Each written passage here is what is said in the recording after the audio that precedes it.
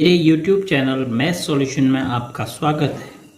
यदि आपने अभी तक चैनल को सब्सक्राइब नहीं किया है तो प्लीज़ चैनल को सब्सक्राइब कर बेल आइकन का बटन ज़रूर प्रेस कर लें, जिससे कि गणित के किसी भी प्रश्न पर बनने वाली वीडियो अपलोड होते ही नोटिफिकेशन के द्वारा आप तक शीघ्र पहुंच जाए। प्रश्न संख्या 2 है, एक दी हुई किरण के प्रारंभिक बिंदु पर 45 अंश के कोण की रचना कीजिए और कारण सहित रचना की पुष्टि कीजिए। तो एक दी हुई किरण या कोई दिया हुआ रेखाखंड, उसके प्रारंभिक बिंदु पर हमें 45 अंश के कोण की रचना करनी है। तो सबसे पहले हम किरण खींचते हैं। किरण में एक प्रारंभिक बिंदु होता है, इस बिंदु को हम प्रारंभिक बिंदु कह रहे हैं, जिसका नाम हम रख देते हैं O। कोई एक और बिंदु ले लेते हैं, इसका नाम रख देते हैं A। तो OA एक किरण है जिसका प्रारंभिक बिंदु क्या है, O है। तो अब रचना में दूसरा पद होगा कि अब हम क्या करेंगे, 45 अंश के कोण की रचना के लिए पहले 90 अंश का कोण बनाएंगे, फिर उसको आधा कर देंगे। अब 90 अंश का कैसे बनाएंगे, सबसे पहले आप प्रकार को O पर रखते हुए एक चाप काटेंगे। तो 60 अंश का कोण बनाएंगे। पहले ये चाप आपने काट लिया, फिर उसके बाद इस बिंदु पर रखा, तो पहला कोण ये जो बना, इस बिंदु को इस प्रतिच्छेद बिंदु से मिलाने पर 60 अंश का कोण बना O पर। और इसी प्रकार हम चाप में जो हमने त्रिज्या भरी है उसको बिना बदले हुए प्रकार की नोक को इस प्रतिच्छेदन बिंदु पर रखेंगे। तो पूर्व चाप को काटेंगे, तो यहाँ से लेकर यहाँ तक यह चाप भी O पर 60 अंश का कोण अंतरित करेगा। तो उसके बाद जिस प्रकार से हमने 90 अंश का कोण बनाया, एक बार यहाँ पे प्रकार को रख के, एक बार यहाँ पर प्रकार की नोक को रख के हम इस कोण का समद्विभाजक खींचेंगे। तो एक चाप आप ऐसे काटेंगे ऊपर, फिर यहाँ पे रखते हुए प्रकार की नोक को वही चाप। तो अब ये अंतिम जो चाप हैं, इनके प्रतिच्छेदन बिंदु को हम O से मिला देंगे।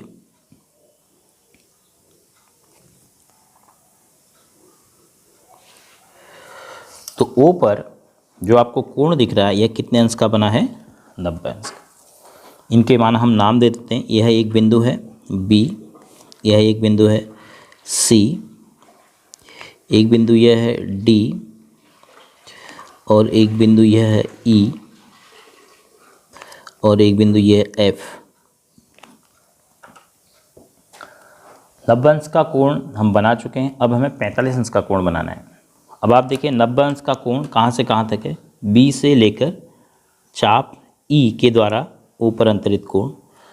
तो एक बार अब हम B पर रखेंगे प्रकार को, और जो चाप है, चाप की आधे से अधिक त्रिज्या हम अपने प्रकार में लेते हुए एक चाप काटेंगे।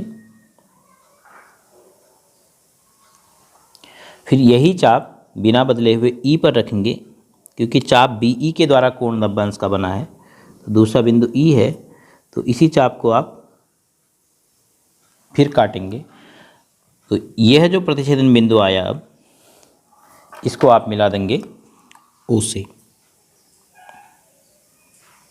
तो अभी तक जो O पर कोण बना था वह था 90 अंश का। अब वह दो बराबर भागों में विभाजित हो गया। यह कोण भी 45 अंश का और यह कोण भी 45 अंश का, क्योंकि यह कोण समद्विभाजक हमने रेखा खींची है। इस बिंदु का नाम हम कह देते हैं G।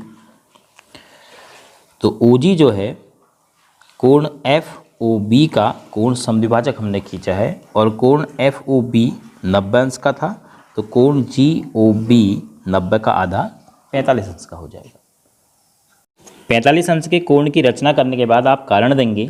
सबसे पहले किरण OA के प्रारंभिक बिंदु O पर चाप BC के द्वारा कितने अंश का कोण बनेगा, 60 अंश का। हमने रेखाएं नहीं खींची हैं, लेकिन आप बार बार 60 अंश का कोण बना चुके हैं, तो आपको पता है कि B से लेकर C चाप द्वारा कोण कितने अंश का बनेगा, ऊपर 60 अंश का। चाप CD, देखो BC और CD चाप की लंबाई बराबर है, तो बराबर चाप के द्वारा केंद्र पर अंतरित कोण बराबर है। तो CD के द्वारा भी केंद्र पर कितना अंश का कोण बनेगा, 60 अंश का। फिर उसके बाद आपने कोण जो चाप CD है उसके द्वारा केंद्र पर अंतरित कोण का अर्धक खींचा है OE।